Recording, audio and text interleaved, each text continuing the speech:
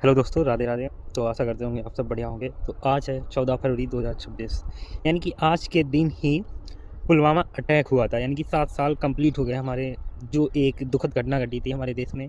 कि घटना इतनी भयंकर थी कि हमारे सैनिकों के शरीर तो थोड़े, उनके अंग के टुकड़े भी नहीं नसीब हुए थे उनके घर वालों को। आप सोचिए कितनी वो ट्रेजिक घटना रही होगी, जिसमें किसी परिवार के बेटे या किसी के पति या किसी का भाई गया होगा। तो हालांकि सवाल ये नहीं है कि जो हुआ है, हुआ जो होना था तो वो तो हो ही गया, लेकिन सरकार ने उसको जवाब भी दिया। लेकिन इतना जवाब ठीक नहीं है उसके लिए। हालांकि इजराइल के साथ अभी आपने देखा होगा कि हमास गाजा पट्टी का उसने क्या हाल किया। उसके बाद रूस और यूक्रेन का तो चल ही रहा था। अमेरिका ने वेनेजुला के राष्ट्रपति को उठा लिया। भारत क्यों कमज़ोर पड़ रहा है, ये बात थोड़ी समझ से परे है। कि भारत को कमज़ोर नहीं पड़ना चाहिए था। भारत को इतना भयंकर जवाब देना चाहिए था कि जैसे उसके बाद पहलगाम अटैक हुआ, तो ऐसे अटैक नहीं होने चाहिए। लाल किले पर भी अटैक हुआ। अगर ये दुनिया के किसी देश के साथ होता, जैसे पाकिस्तान इजराइल होता है, पाकिस्तान अमेरिका होता, तो पाकिस्तान था, अब नहीं होता। रूस के साथ होता तो यूक्रेन था, अब उसका आधा से ज़्यादा हिस्सा जो है रूस के पास आ गया है। तो आप ये देखिए, अमेरिका ने जब इराक के खिलाफ सीरिया में लड़ाई लड़ी, IS आतंकियों के खिलाफ, तो उसने क्लस्टर बम फोड़ा। चाहे आतंकवादी किसी मकान में छुपे हुए हो, चाहे कहीं भी, तो क्लस्टर बम में क्या होता है, कई सारे, जब एक बम फोड़ा जाता है तो उसमें से कई पार्ट उसके हो जाते हैं जो जगह पर गिरते हैं और उन्हें विस्फोट करते हैं।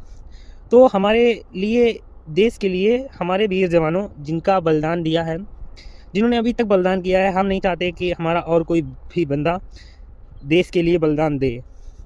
क्योंकि जिस तरह से राहुल गांधी और विपक्ष सत्ता संसद में या देश में कोहराम वोटों की काट काटती रहती है, इनको ना ही कोई सीमा सुरक्षा की पड़ी हुई है और ना ही किसी प्रकार की।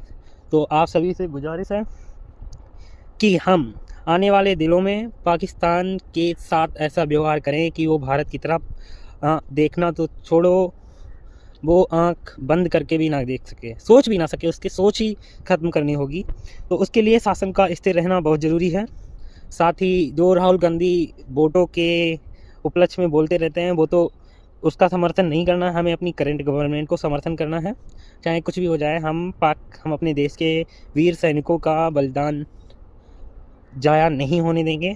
साथ ही आप लोगों को लगता हो, राहुल गांधी या किसी को भी लगता होगा कि जो जिनका बलिदान हो गया, उनको सैनिक थे, उनको तनख्वाह मिलती थी, आप उनके घर जाइए, उनसे पूछिए, उनके परिवार वालों से, आँखों का पानी सूख गया होगा, लेकिन गले की जो रुआस है वो नहीं सूखी होगी कि कब हमारा एक लाल था, हमारा एक पति था या हमारा एक भाई था। वो अब नहीं है इस दुनिया में। वो